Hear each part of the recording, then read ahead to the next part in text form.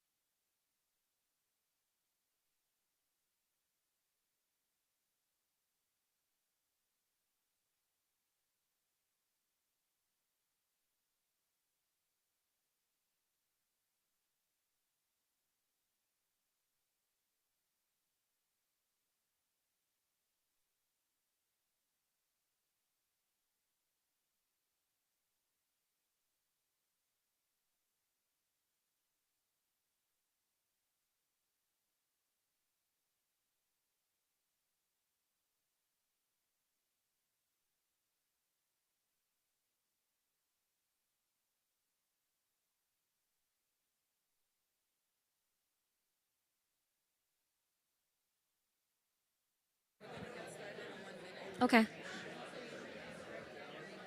Good morning, everyone. Buenos dias. We're going to get started in 1 minute.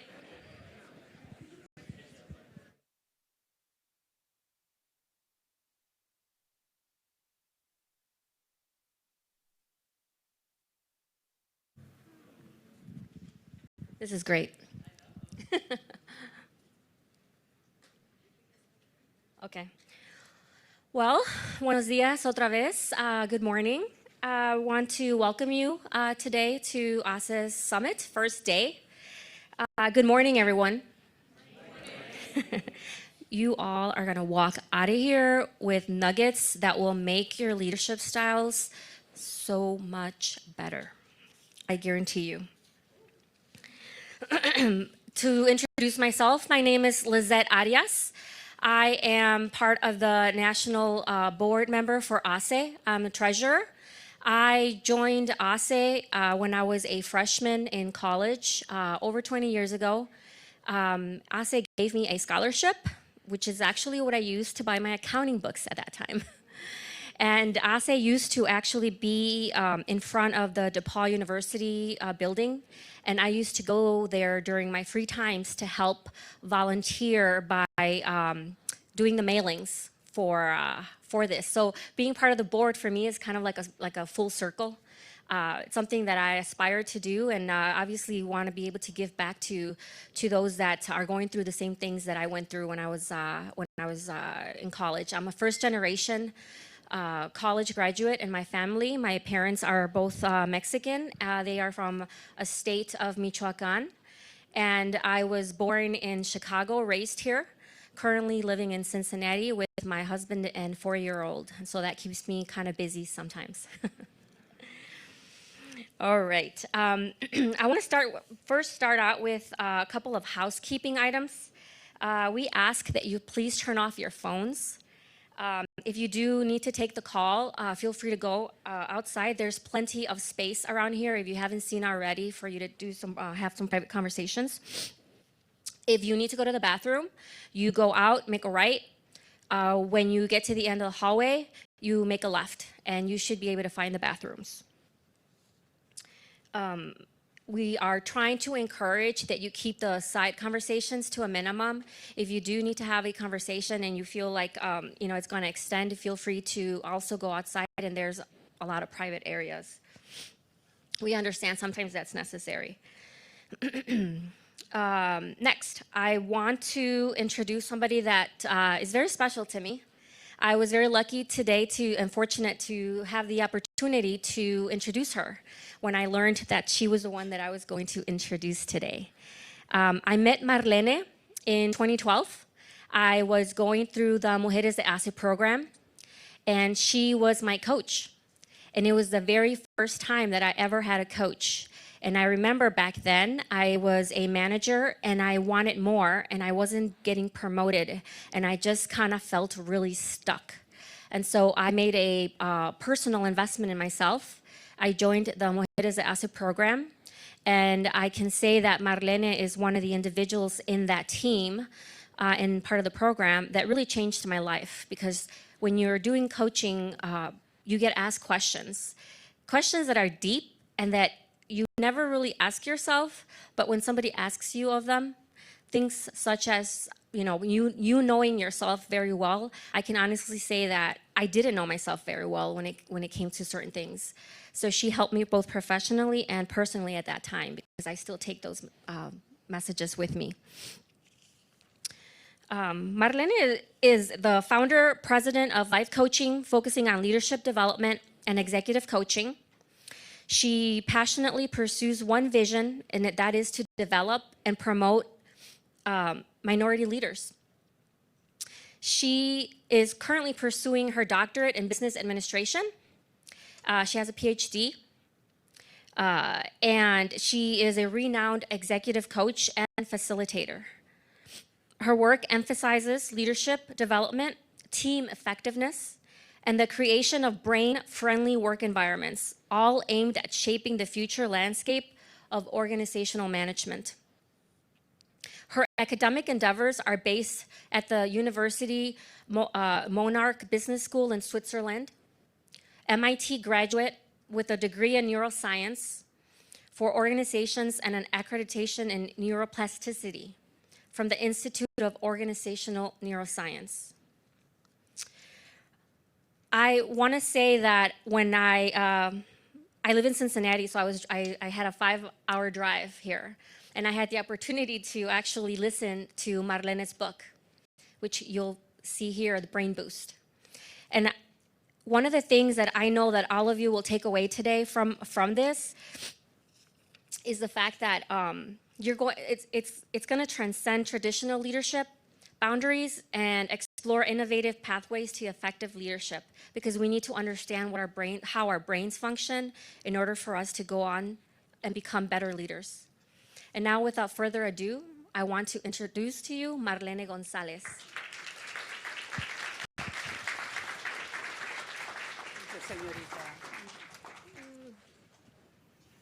I was 12 years old when I met her, okay? I just want to make that clear. So why are we here today? We're here to discover the most amazing organ in our system. And what is that organ? The brain. Have you ever wondered what the brain can do for you? Your happiness? Your life? Why do you think the brain is protected under this big skull? Have you ever wondered that? Have you ever wondered what happens inside your brain when you're happy, when you're sad? How many connectors are happening inside the brain? So that's why we're here today. I asked them for a whole week, but Patricia said, no, we only have 1 hour. I said, I cannot do 1 hour. The whole book takes 8 hours just to read it and think through the terms and information that you have there. let me give you a background as to why I decided to embark on neuroscience and why neuroscience is so overlooked in organizations and culture, okay? I first need to thank HACE for the opportunity because I've been coaching HACE since the beginning. And throughout our growth together, we discovered many, many things. The first one was during coaching sessions, there were some triggers, emotional triggers, beyond trauma that I couldn't explain. I talked to my peers who were PhD on psychology, and they couldn't explain why the emotional reaction was happening. And the emotional reaction was a given question to the individual, and the individual automatically will start crying. Okay? Have you felt that way during a performance review that you disagree with? And you go, oh, I cannot speak. My body is telling me that I cannot articulate ideas, emotions to tell my manager how I really feel. Why? I might get fired, right? Or I might start crying. Well, that happened to me during a performance review. I was at the performance review, and the individual told me needs improvement. First time ever. And I was in shock. And I started crying. I couldn't articulate any idea. I had to say, time off. I need to just go to the restroom, regroup myself. And then I kept thinking, why is this happening to me? Why is this happening to other people? Why is it happening when we do coaching for Latinos and Latinas? And the connection and the click came a few years back. We were doing some research to develop the executive development program for ACE, Avanza, ALSA. And we were talking to sponsors. Anyone from JP Morgan here? Okay, JP Morgan was one of those companies that helped us kind of do this investigation and develop this program. The ALSA program is something we're going to be doing once a year, and is a very intensive to prepare Latinos to go to that executive level. But it's beyond anything that you can learn on an MBA program. It's not a mini MBA. It's a deep dive into your emotions, your neuroscience, your culture, okay? So if you want more information, talk to the experts, they're here. And thank you, JP Morgan, for allowing us to develop the program that is just customized for ACE. So what is the brain? If you can go to the next slide.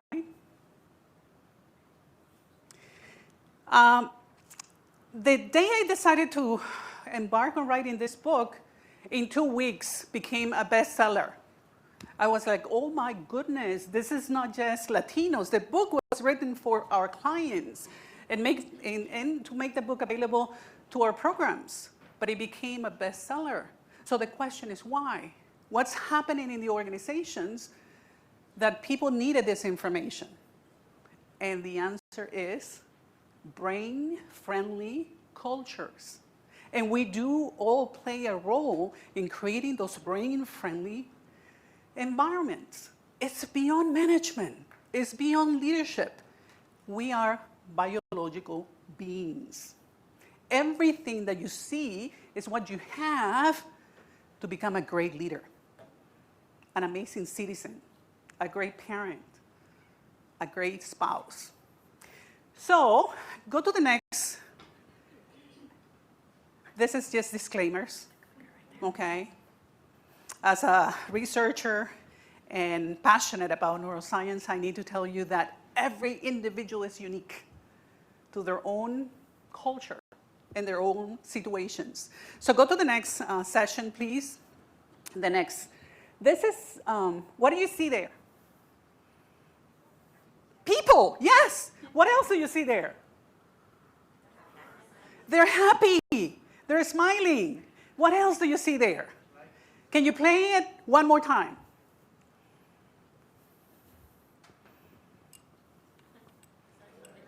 Excitement. Anything else that you catch? Very comfortable, right? Okay. I want to practice something like that. I'm going to say high five, and you're going to say Avanza. Okay? That's the theme, by the way, for the next couple days. So I need to get you to practice. So can you do it with me? Are you sure? High five. Avanza. Okay, let's do it one more time. But a little bit of more energy, okay? A high five. Avanza. Oh, I love it. I love it. So go to the next slide, please. This is the agenda we're going to go and cover today. If we do not cover all that information today because of Q&A or things that always happen during my speech, I'll be outside answering any questions. But we're going to go through this, understanding the brain, the mind, understanding the connection to leadership. We're going to talk a little bit about neurocommunication, but also focus on productivity and leadership and resiliency. That's one big piece of it. Go to the next slide, please. So I love this quote. What is this telling you? The brain is limitless. How many of you use 100% of the brain? 100% of the brain. 90%. 80%. How many of you are wondering, I have no idea. How do I know if I'm using my entire brain? Well, we do use 100% of the brain, but 95% of that usage, we're not conscious. Do you see my point here? If we're really conscious about 5%, because we're putting our intentions and ideas into it, what happens with the rest of the capacity of the brain? But in general, we use the entire brain. We're just not conscious enough to know when am I using my full capacity. Now, if you look at the brain right there, there are two hemispheres, the right and the left. The right is about what? Emotions. The right is the creativity, right? You're very strategic, you're visionary, you're social. The left side of the brain, what is it? Analytical, right? Organized, structure. So how is the left connected to the right? And by the way, you guys are the creative ones.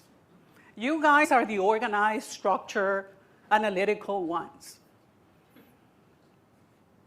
How will you communicate? By neural connections? Okay, close. There is something in the middle that connects both. So I want you to do an exercise for me. I want you to do this. Touch your right and left. Okay, I love this. This is getting my biceps, triceps under condition. Did that feel comfortable? Yeah, okay. Now try this.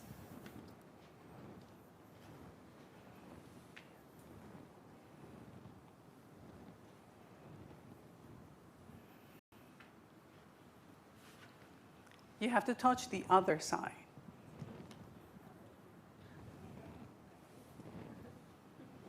Faster, faster, faster.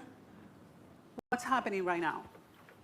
Which one felt comfortable? The first one. Why? Your mind doesn't have to think hard. Your mind is there to protect you, to simplify things for you, to take out anything that is not comfortable. You go to patterns. Your brain is going to what is easy for you. When you have to work harder, you have to think about it, right? But just doing this exercise is opening your brain to connecting both sides of the body. So how do we connect that at work? What kind of exercises can we do during the day? to really prime ourselves? Well, the brain is connected to the nervous system. Some of you know that. But the nervous system goes from your head down to your feet and your fingers and everything. So what I'd like you to do now is to prime yourself every morning before you go to work. And this is the way to do it. Do you remember your grandmother? Remember when you were not behaving? What were some of those punishments? Right? You remember that? I'm guessing no one went through that, right? As a Latina, I know that I went through it several times. But this is the exercise I want you to do. I want you to massage your ear, okay? We're activating one thing that is called the vagus system in your body. So it's located right here. This is the main connector to the brain and the body. So you're going to gently pull that up, okay, 3 times. Pull it back 3 times. Pull it down 3 times, okay? Now go to the other side. I want you to feel the connection. Go up, back, pull it gently, and then down, okay? Now I want you to relax your neck and think about your day. How can I make this an amazing day for myself and people around me?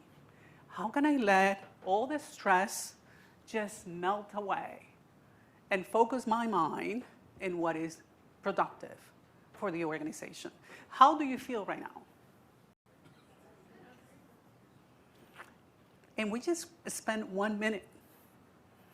So one of the things that I'd like you to do is when you're facing this stressful day, go to the restroom. Find a private place and do this exercise at least for 5 minutes. What is that doing for your brain? It's lowering your automatic nervous system, okay? It's producing hormones and connections to relax your body, your brain. Now, go to the next slide. This is the command center. It controls everything that happens in your brain. Your emotions, your behaviors, your culture, your history. Your brain is a time machine. Do you see your phones? Who has phones right now? That is probably your command center, right? Everything you do is there. Your emails, your to-do, your calendar, your pictures. Where do you think they model the phone after? The brain. The brain. Everything that is happening right now, AI, is coming from mapping the brain.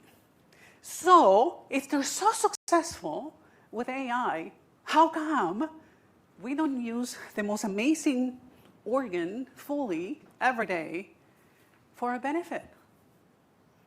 So look at your brain and think about this. Where do you store your pictures? She's saying, my phone. I know. But it's in your brain, right? Emotions, memories, smells, culture, behaviors. It's a time machine. It's the most amazing machine.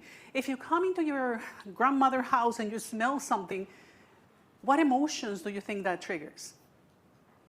Happiness. I go back to my childhood dreams where there were no worries, right? So here's what I'd like you to do. I'd like you to face the individual behind you, okay? Let's get up.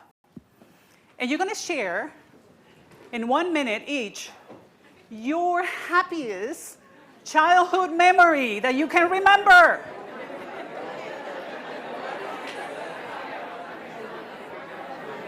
Your happiest.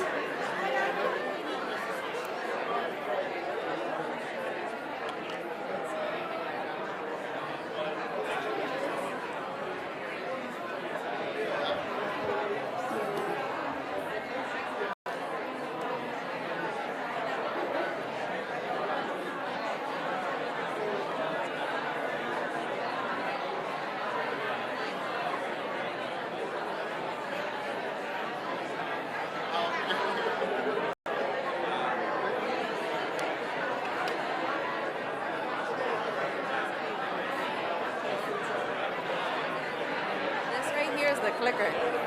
I didn't know. He didn't show me how. Is that?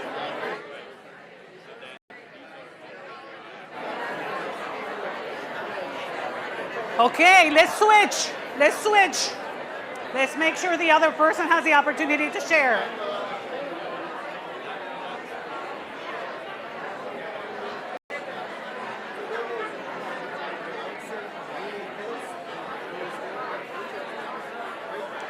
And time.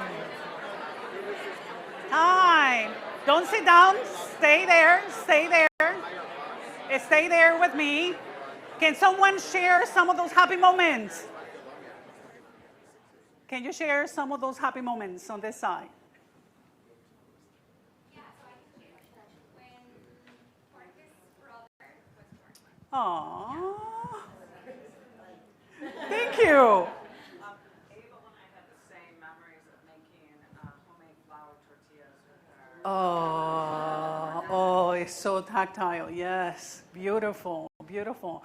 Now that you're standing, how do you feel? Good, right?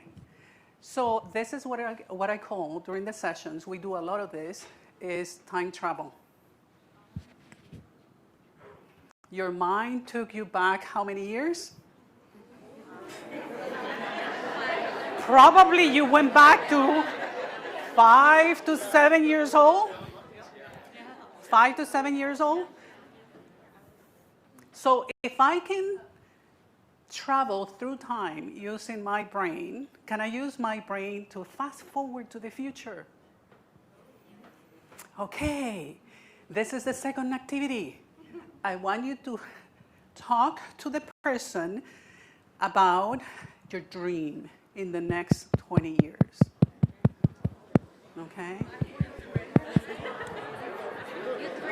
Make it wild, make it possible.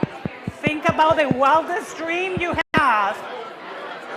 I want to be a rock star. I want to be a CEO. Do you want me to go and Yes, have them please. talk?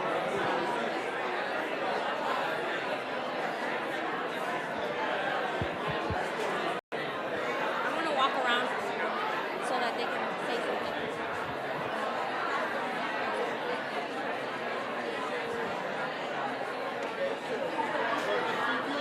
Yeah, because maybe the virtual people will be able to listen.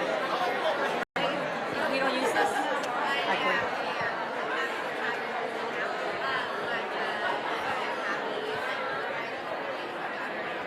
1 minute.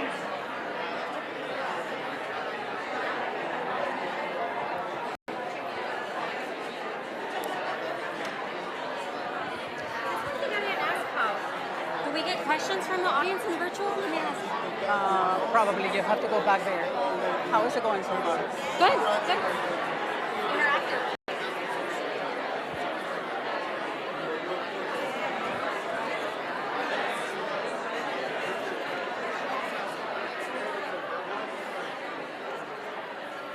Is this being offered virtually? Do people have questions? I was just curious for later when we have Q&A.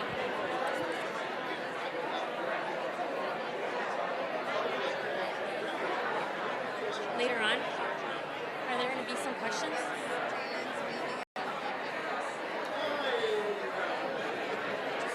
So we won't get the questions. Okay, just ask.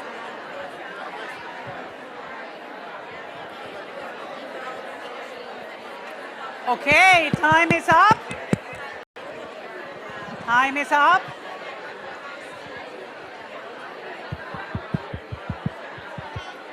High five! Hello? High five! Hello? Hello? We forgot the exercise. High five! High five! Hello? Oh my goodness. The future is bright.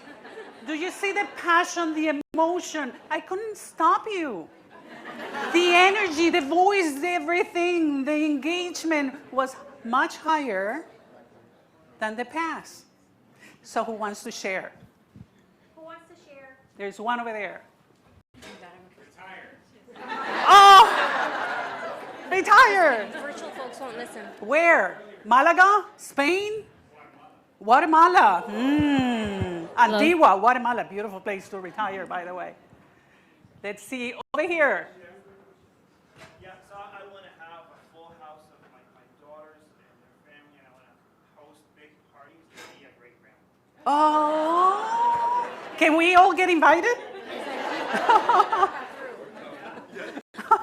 I love that.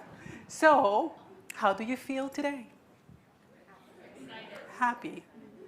Can we do something similar at work with our teams? Direct reports. To create this kind of environment. Do we have to do it every day? No. But there are nuggets that you can take back and think, how do I make this culture a brain-friendly culture in which we can connect and relate and support each other? Instead of thinking about the traumas and the limitations and the discrepancies and the representation and the lack of access, that's the language I want you to forget. I want you to embrace a language of possibility, but it needs to begin here. And this exercise is just for you to understand that your mind is limitless. Your possibilities are there. Who crafts and mold your brain? You. So the mind is made up of your identity, styles, okay? Everything that has to do with your values, your culture, your capabilities, and connects with the brain, okay? You may sit down now.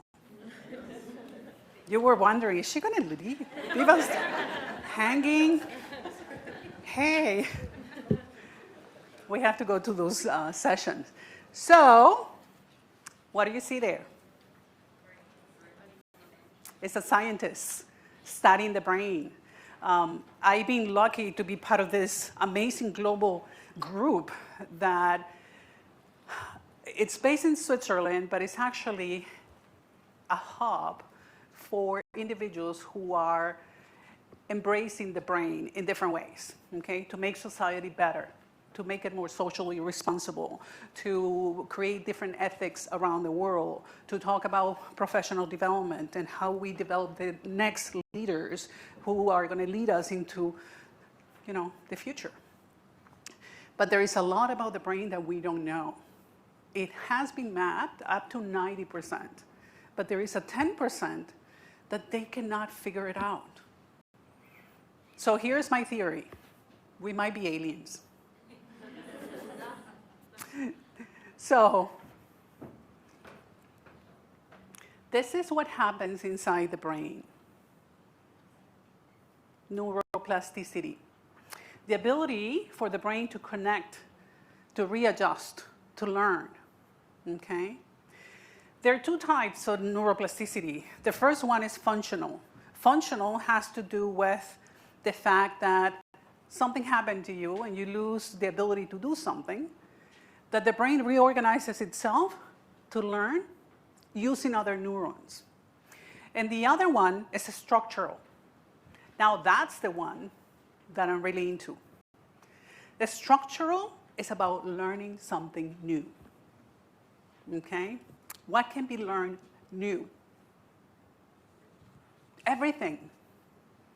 Like driving through a different street. Maybe learning to play a new instrument. Who's on Duolingo? Oh, I love it. What languages are you learning? Portuguese. Italian. French back there. German. I love it. But the plasticity of the brain is creating new connections. Now, the more you use those connections, the stronger that highways connects with inside your brain. So this is what's happening every time you're learning something new. The neurons are being connected, activated. And who's activating those neurons? You. You have the power. It's not your company, it's not your boss, it's not your parents, it's not your past. It's your present. So we had 800 billion neurons being connected every day. And you are doing that. So you guys are billionaires. Do you know that? You can walk around because you are worth 1 billion neurons. And you should be proud of that. Now, yes, thank you. My goodness. Synapses, thank you. So this is a new lingo. If you really like someone, it's not I love you. I have a synaptic relationship with you. Do you hear that? I have a synaptic relationship with you. What would that mean? There are connections in my brain. I like you, okay? But who is controlling the brain to produce those hormones, connectors, everything there? You. So if you look at this, there is a gap. How is that possible? That the neurons are connecting to each other, but they're not really connected. And they go from the head to the bottom, but they're all connected. Stimulation, yes. So what do we need in order for that synaptic connection to work really well?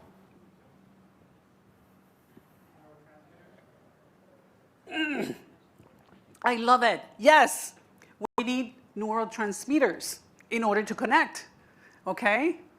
The synaptic goes out and another one has to take in. So when that happens, this is a microscopic view of what happens. You're releasing hormones and it's connected to the other synaptic receptor and it's processing that information inside your head. That's happening now. In every single one of you, that's happening every day, every hour, every second.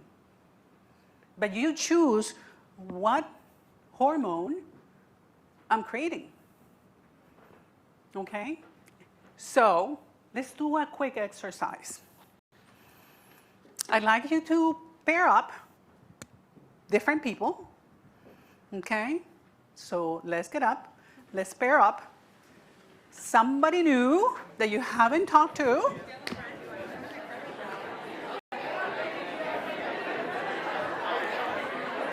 And here are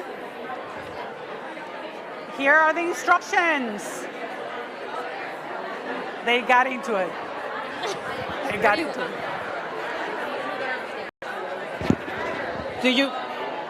Hello? Do you want to know the instructions? One individual is going to activate the positive receptors in the brain. So that individual is going to take the positive mindset, okay? The other individual is going to be more cautious, okay?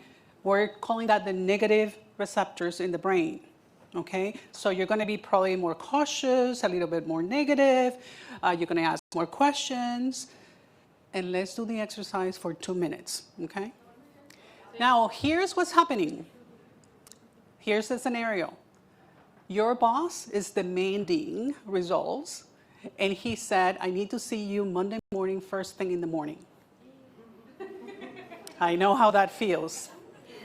But be careful, if it is Friday, it's worse. Oh my God. Especially close to 4 p.m. Close to 4 p.m., being called by your boss or HR. With HR. Just have a positive frame of reference, okay? So pay attention to your brain and pay attention to the language that is being used and how the language makes you feel. Positive receptors, negative receptors. Positive mindset, negative mindset, okay? Choose who's going to be playing who.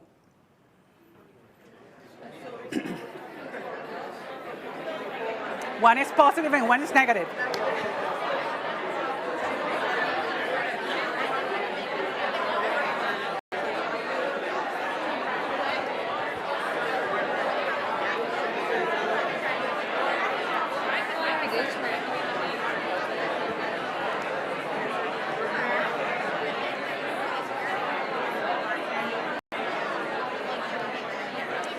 The only way to learn the biology is through exercises.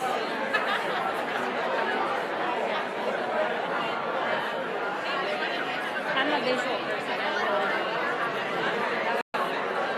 I love it.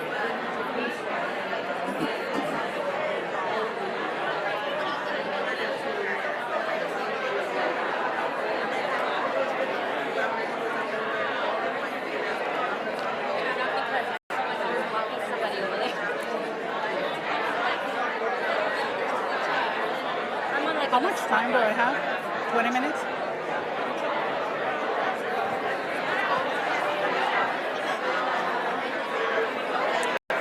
One more minute.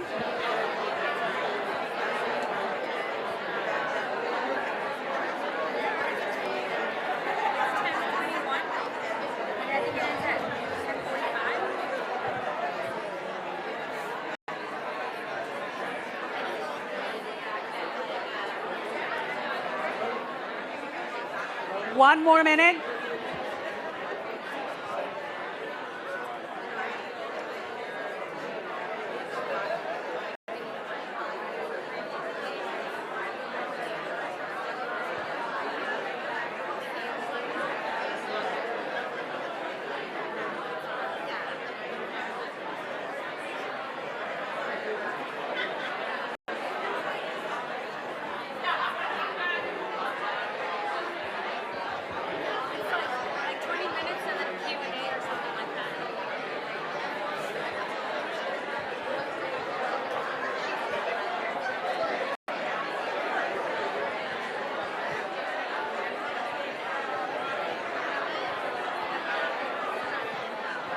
Okay, time is up.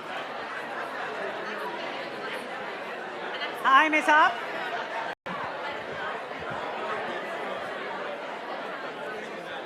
I love doing this. Okay, time is up. Please raise your hand if you were a positive neuron. Okay, receptor. Positive neuron receptor. Okay, how was your experience? You start feeling happy, you start thinking positive thoughts, so you're a little bit more excited than usual. You're excited about the task, the opportunity, even though it was a dooming possibility, right? What about you? Same, but then it just got exhausting to work with the person who didn't want to. How so? The person might have been pulling you down, your energy? That doesn't happen at work, right? Is that brain friendly? Okay, thank you. Let's talk about the negative neurons, okay? Receptors. Back there. You need to speak up so we can hear you. We have people online. Overthinking, and so a lot of scenario building, a lot of things that were being discussed. What could happen? What could happen? What could go wrong? Or we tried that before, okay? So let me ask you a question. For me, it did bring anxiety because I was thinking negative, and even I was planning not to be able to sleep over the weekend because I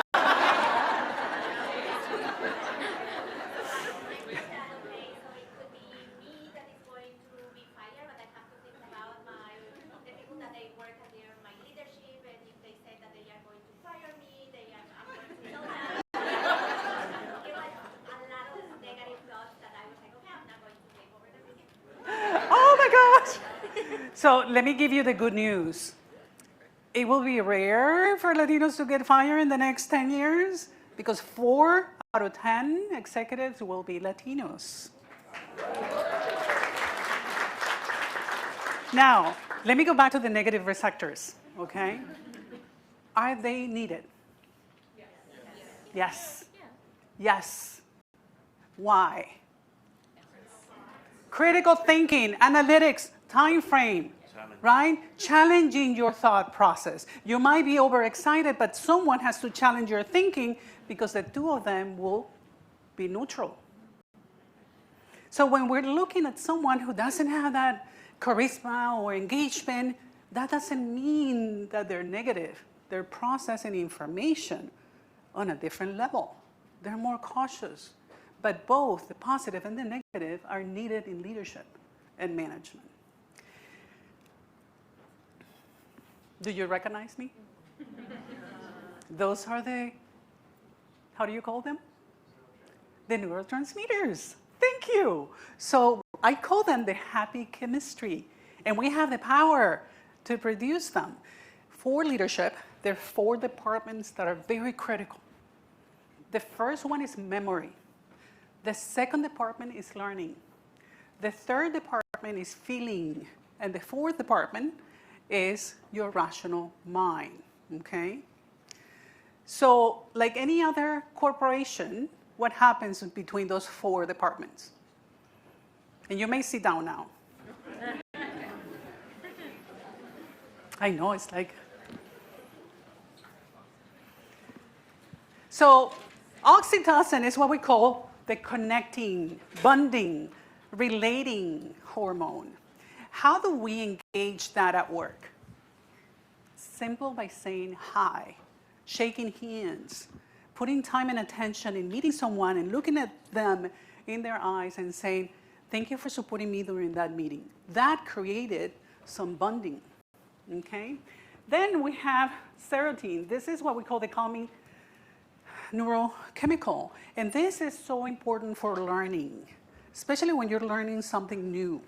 We want to up the game on serotonin to create the stage of immersion, but also safety. If you don't feel safe, your brain default system, number 1, is going to be to protect you. If you don't feel safe, what is your brain going to tell you? Run away, hide, or fight.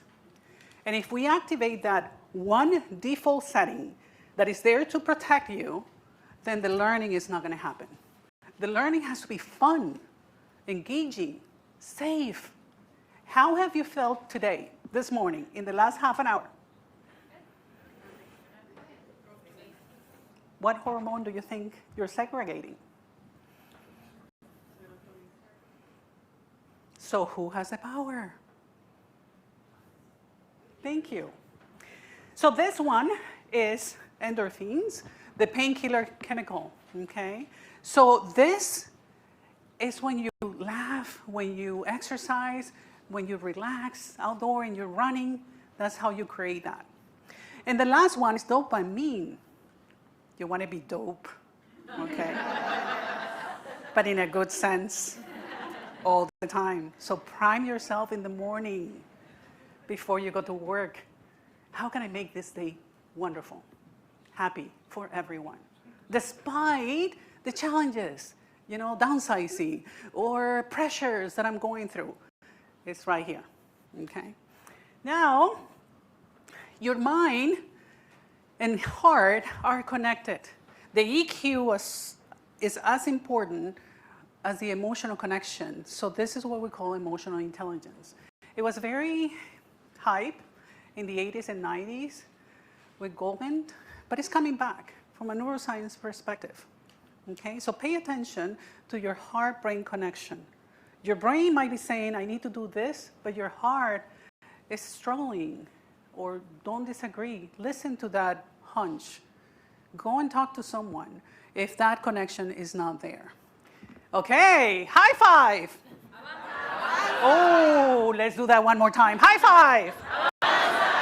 I love it. Ahora sí. Leaders, this is a noun, and now you can tell me, is this applicable? Is this relevant? Is this accurate? Is this what's going to take us to the future? So how do we enhance the direction, the leadership, our own capacity as diverse leaders in any industry that you might be in?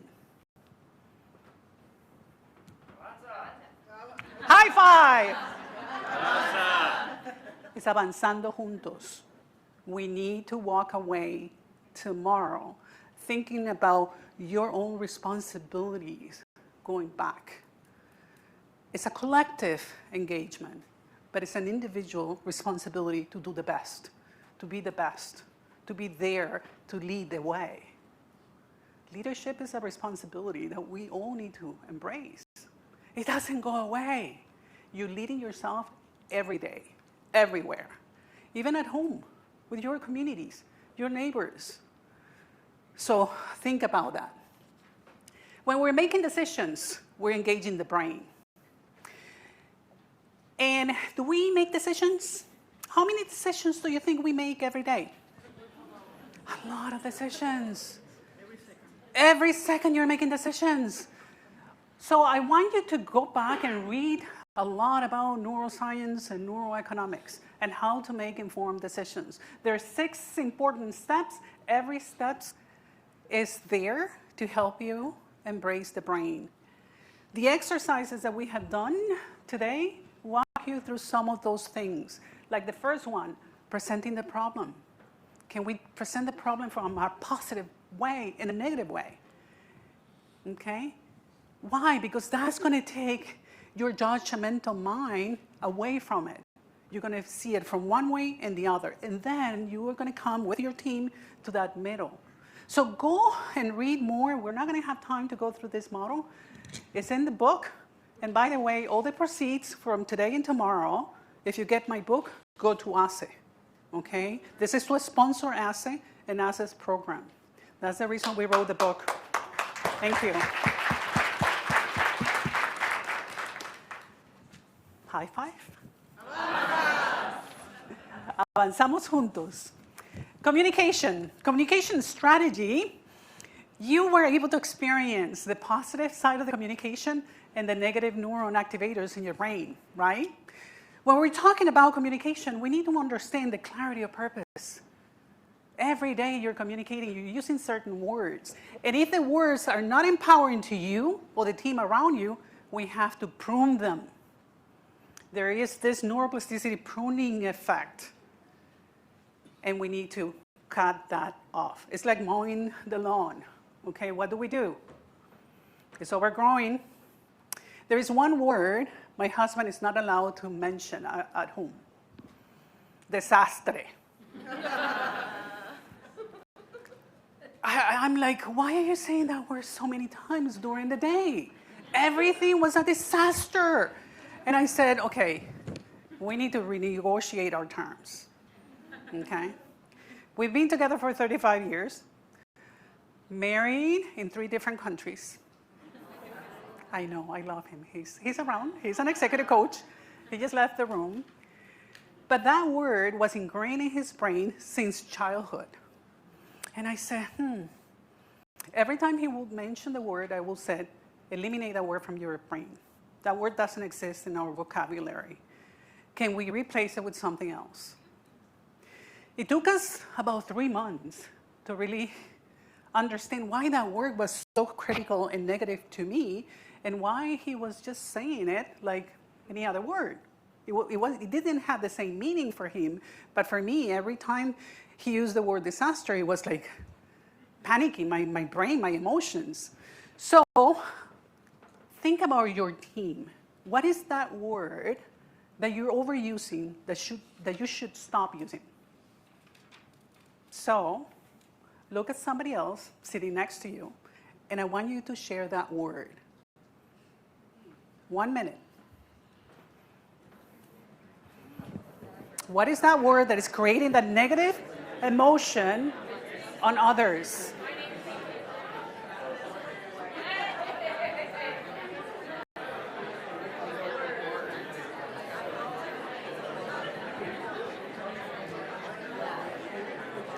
What is that word?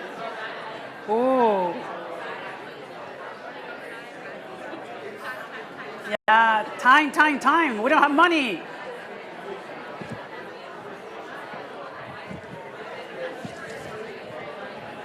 Somebody said no. 10 minutes. 5 and then 5 for him.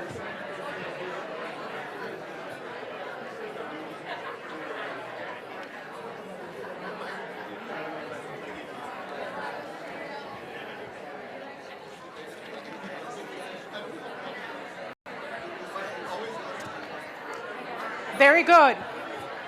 What was that word? Share with me. Any word. So the example I heard was flexibility. Flexibility. And what's weird about that one, well, in my opinion, is that with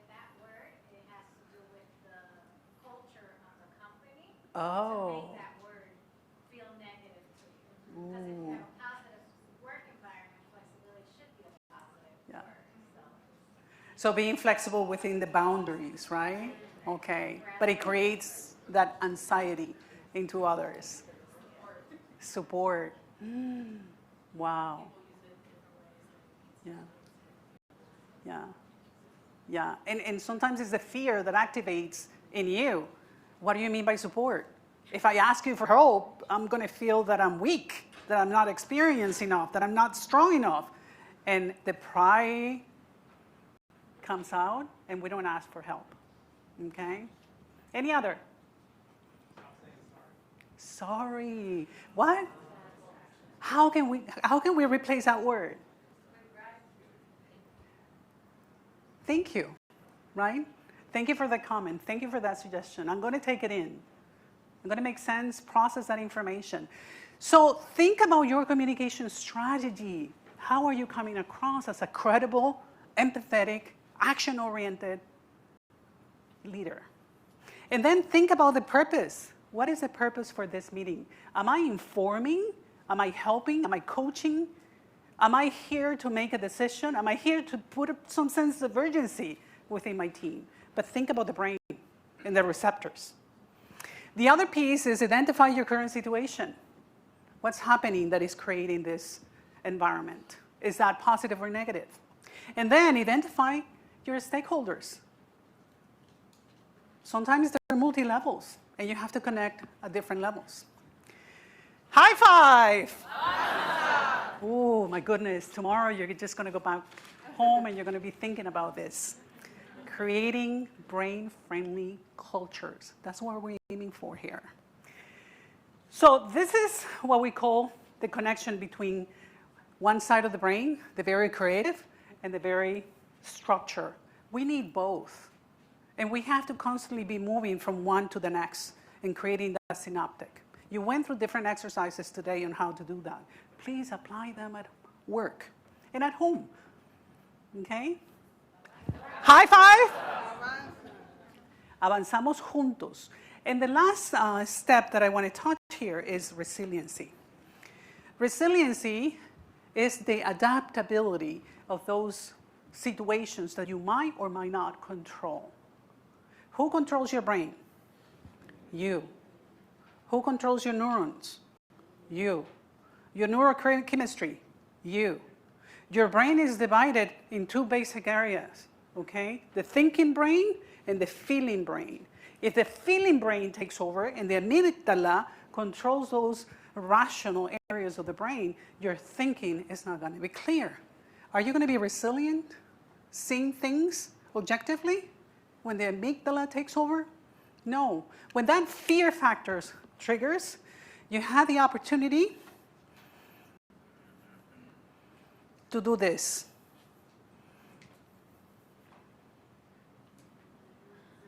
You see the meaning?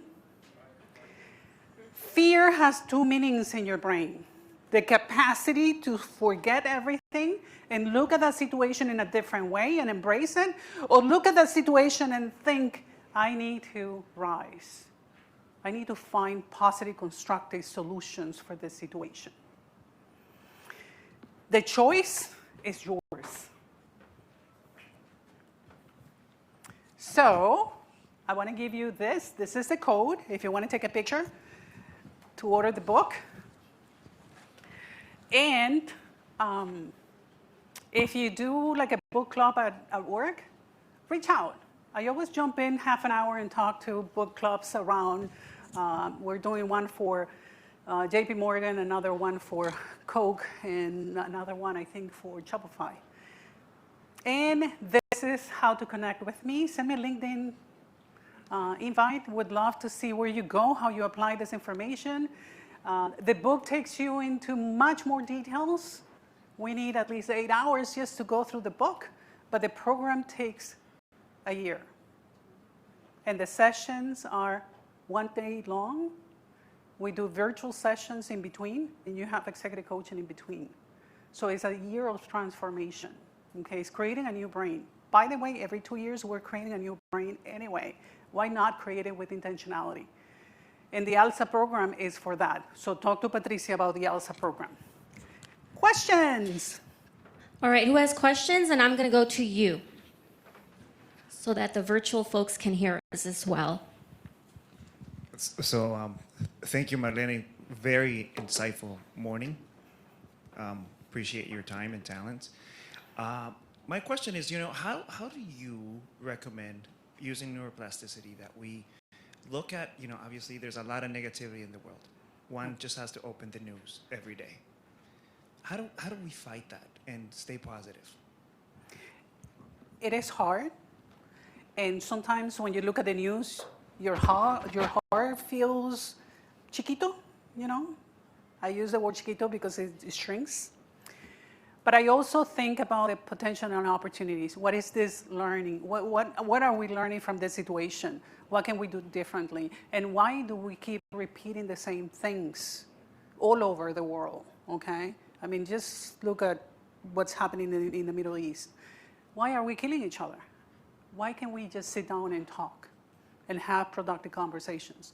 But take it down to households. Take it down to a relationship with your parents, your kids, your spouse. Why don't we begin there, making those relationships happy and meaningful?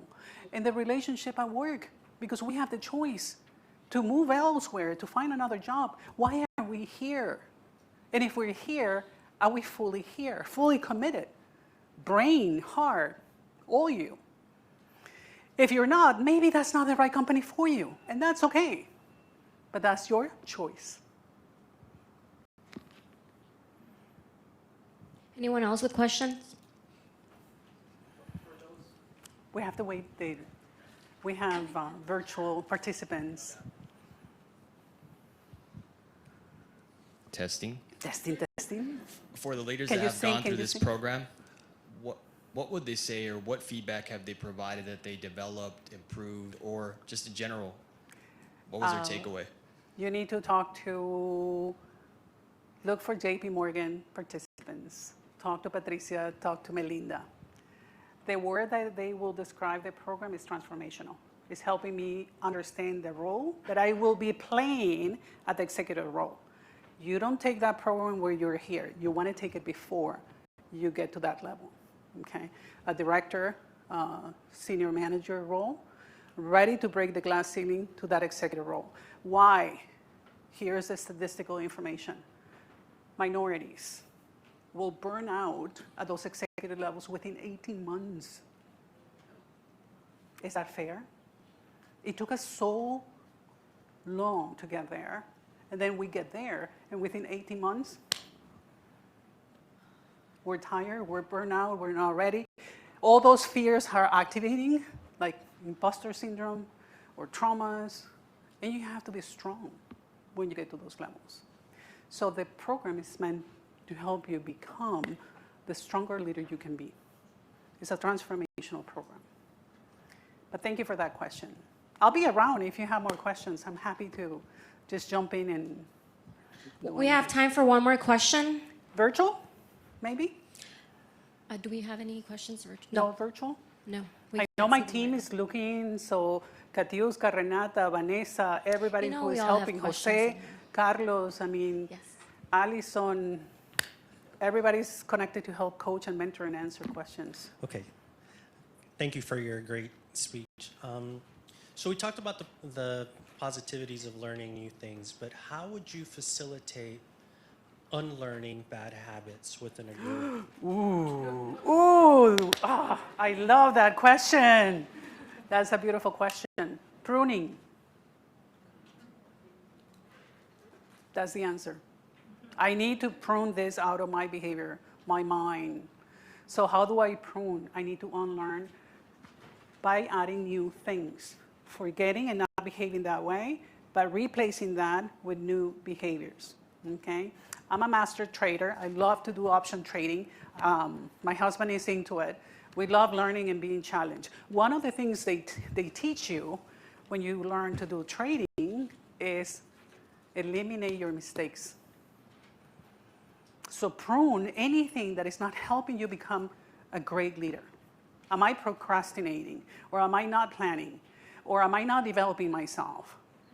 The one big thing that is happening right now with Latinos and minority is that We open our individual development plans how many times in the year? 4. Ooh, maybe. Maybe the average is twice. Why do I open my individual development plan? When I need to talk to my manager and report back on my performance review. That's too late.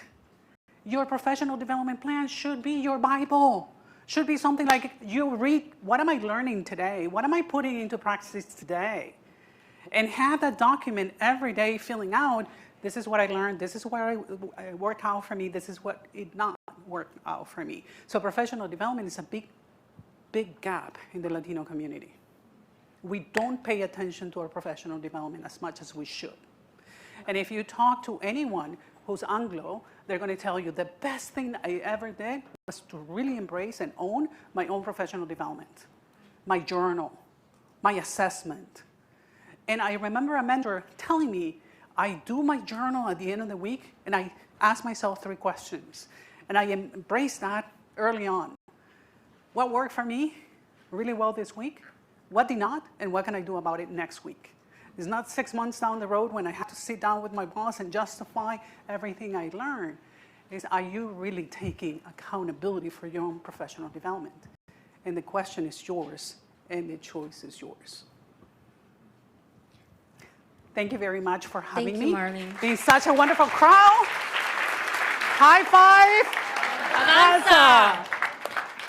Well, thank you everyone for attending. I want to go ahead in the spirit of what the session was about. We need your feedback, communication as to how you felt about the session. We want to be able to bring you more. Want to dismiss all of you, but the takeaways that I took away from this as well was don't forget to prime yourself in the morning, learn something new, and appreciate the negative neurons. I also learned a couple of things that I think as we are raising the next generation, this is something that we can also teach right to our children as we are communicating with them on a daily basis. But thank you. Have a good rest of your day.